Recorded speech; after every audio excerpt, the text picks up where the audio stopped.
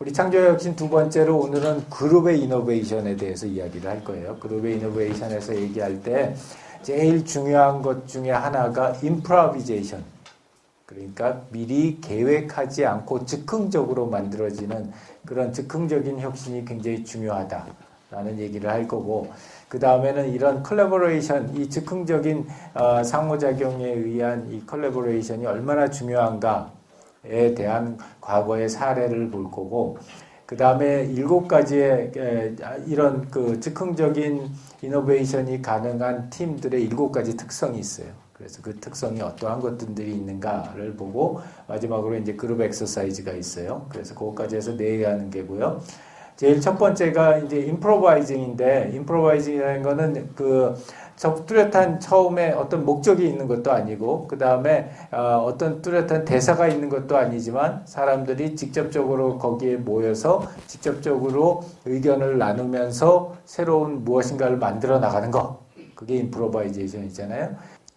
그 다음에 두 번째는 이런 이노베이션이라는 게 여러 가지 사실은 중요한 팩터들이 있겠지만은 그 중에서 가장 중요한 팩터는 뭐였을까를 보면은 가장 중요한 팩터는 가급적이면은 끊임없이 많이 서로 교류하라는 거. 서로 얘기하고 서로 질문하고 서로 아이디어를 제시하고 서로 간에 그런 격려를 해주는 그런 서로 간의 상호작용이라고 하는 게 이런 컬래버레이티브 이노베이션의 가장 중요한 요건이라는 거예요. 또 그거에 대한 역사적인 사례 중에 하나로 우리가 이 라이트 형제 얘기들을 많이 해요. 그래서 라이트 형제 같은 경우에 그 비행기를 갖다 그때 같이 만들려고 동시에 비행기를 만들려고 하는 경쟁자들이 많이 있었음에도 불구하고 그 라이트 형제가 제일 먼저 만들게 된 가장 큰 원인이 이 형제가 둘이서 같이 살았다는 거지. 먹는 것도 같이 먹고 자는 것도 같이 하고 노는 것도 같이 놀고 그러다 보니까 계속 끊임없이 대화를 통해서 아이디어를 만들었다는 거예요.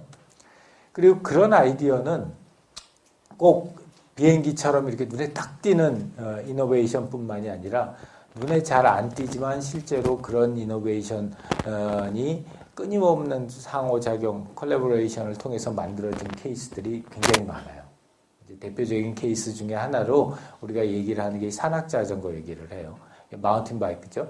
그래서 맨 처음에 자전거가 나왔을 때 그 로드 바이크라고 그래가지고 얇은 길거 도로 위에서 타는 자전거였는데 그걸 가지고 이제 산을 타다가 산에서 타기 위해서는 이런 임프루브먼트가 필요했고 그걸 갖다 개개인이 일반 사람들이 다 조금씩 참여를 해서 이 마운틴 바이크를 만들었다는 거예요. 그래서 누구 한 사람, 라이트 형제 이런 딱 한 사람이 있는 건 아니지만 여러 사람들이 오랜 기간 동안 컬래버레이션을 통해서 이런 새로운 서비스들을 만들고 프로덕트를 만들 수 있었다라는 거고요. 자, 그 다음에 우리 이 교재를 쓴 사람이 유명한 사람인데 데이비드 소이어라고 이 사람이 뭘 했냐면 그 시카고에서 가장 잘 나가는 즉흥 연극단을 찾아가서 2년 동안 내내 그 사람들이 어떻게 즉흥 연극을 만드는가를 갖다 다 찍고 분석을 했어요. 인터랙션 어널리시스라고 하는 방법을 써서 그걸 갖다 다 분석을 한 다음에 그걸 가지고 자그마치 10년 동안을 연구를 했어요. 그래서 10년 동안 한 다음에 그 결과를 갖다가 만들어낸 책이 지금 이 그룹 지니어스라는 우리 교재예요. 그래서 여러분들 이제 시간이 되면은 실제로 그 그룹 지니어스라는 책을 한번 읽어봐도 좋아요. 굉장히 쉽게 쓰여져 있고 편리하게 쓰여져 있는데 거기서 이 사람이 그 여러 가지 극을 보고 팀을 보고 했더니 거기서 드러나는 공통적인 성공적인 그 팀들의 공통적인 특성들이 7가지가 있더라라는 거예요. 그래서 이제 그 7가지를 갖다 얘기를 했는데 첫 번째가 인내심이 있어야 된다는 거예요. 우리가 생각했었을 때 이렇게 이노베이션, 혁신, 기가 막힌 혁신, 우리가 뭐 나중에 이렇게 듣고 오면은 혁신 그러면은 엄청나게 똑똑한 사람이 어느 순간 갑자기 뻔떡거리는 아이디어를 내가지고 확 하고 혁신이 이루어진 것 같지만 실제로 가서 보면은 그 사이에 참 많은 것도 버리고 그 다음에 많은 사람들이 오랜 기간 동안 상호작용하면서 점진적으로 만들어지는 거지 그게 어느 날 갑자기 뚝 하고 만들어지는 게 아니더라. 그래서 그런 이 이노베이션이라고 하는 거는 어느 정도의 시간이 필요하다. 그리고 그런 시간을 갖다 이제 여러분들도 나도 어떤 게 있냐면 내가 논문을 읽거나 책을 읽을 때 제일 좋아하는 시간이 언제냐면 새벽 4시. 새벽 4시에서 새벽 6시까지. 그때가 이제 물론 아무도 방해 안 하니까 제일 좋기도 하고 또 하나는 그때는 뭐 당장 이렇게 데드라인이 걸린 게 없잖아. 데드라인 보통 밤 12시 이러지 6시 뭐 이러지 새벽 5시 데드라인 이런 거 없잖아요. 그러니까 마음이 일단은 굉장히 느긋하고 내가 아주 좋아하는 우리 집에 그 마루에 있는 스팟이 있어요. 그 스팟에 앉아가지고 한 2시간 책을 읽으면은 시간이 너무 빨리 가고 그리고 그때 그 책을 읽으면서 난 주로 책을 갖다 아이패드로 다 읽는데 아이패드에다 내가 마킹해 놓은 걸 갖다가 나중에 다시 돌아와서 보면 내가 어떻게 이런 생각을 했지? 하는 그 생각이 들 때예요. 내 스스로가. 그래서 그 어느 정도 이렇게 자기의 시간을 좀 잡아놓고 자기가 이 생각의 나래를 갖다 좀 필 수 있는 그런 시간을 갖다 잡아놓는 거 이 그룹 이노베이션을 위해서도 굉장히 중요하고요.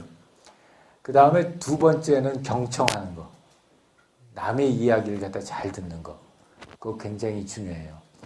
예를 들자면은 내가 어저께 저녁에는 내가 오래간만에 이제 우리 친구들을 만나가지고 식사를 같이 했어요. 4명인데 80학번 4명이에요. 나만 빼고는 다 공대야. 다 공대인데 한 명은 SK텔레콤 사장 하다가 지금 플래닛 사장 하는 친구고 뭐 이렇게 몇 명 해가지고 또 한 명 이제 루슨 테크놀로지에 있는 친구 뭐 이렇게 해가지고 이제 4명이서 같이 먹는데 내가 그걸 보면서 이렇게 우리 대화를 갖다가 7시부터 9시까지 밥을 먹었는데 한 번도 이렇게 남이 말하는 중간에 누가 끼어드는 적이 없어요. 그리고 내가 이렇게 다른 사람들하고 어떤 일을 하거나 뭘 하거나 할 때 말 끝나기 전에 누가 끼어드는 걸 2번만 당하잖아. 그러면 나 저 사람하고는 이제 일 안 해야지. 마음속으로 그렇게 그냥 생각을 한다고. 그래서 다른 사람들 하는 것 그것도 굉장히 중요한 스킬 중에 하나고요. 세 번째는 그 아이디어를 갖다가 기존의 다른 아이디어 위에 얹히는 거예요.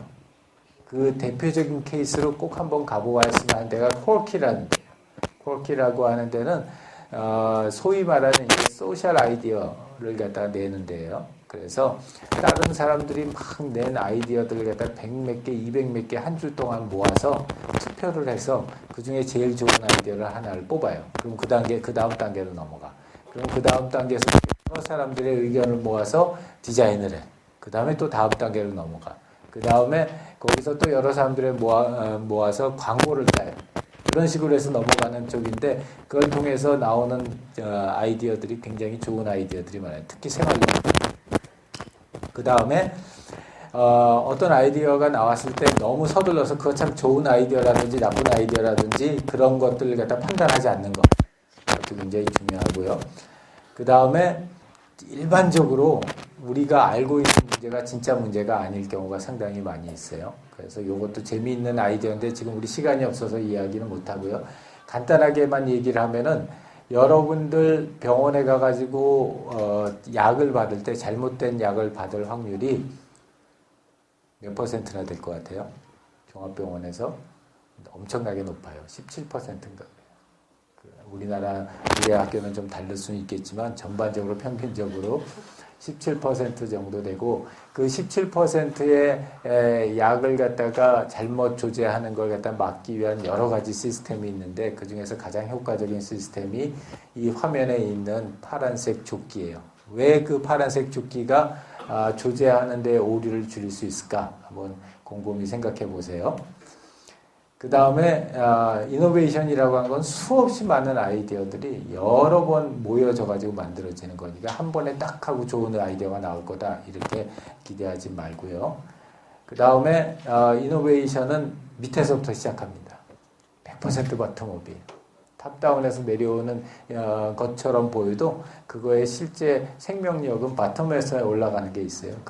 우리 책에서는 그거의 사례로 고어텍스 회사 얘기를 들고 있어요. 근데 고어텍스뿐만이 아니라 구글이나 기타 회사들도 이 이노베이션이 밑에서부터 올라온다는 걸 갖다 우리한테 제시해 주는 그런 사례들이 많이 있기 때문에 한번 보라는 거죠. 그렇게 해서 이렇게 7가지 사례가 원칙이 이 효과적인 팀을 위해서 크리에이티브한 이노버티브한 팀을 위해서 우리에게 필요한 것들이다 라는 겁니다.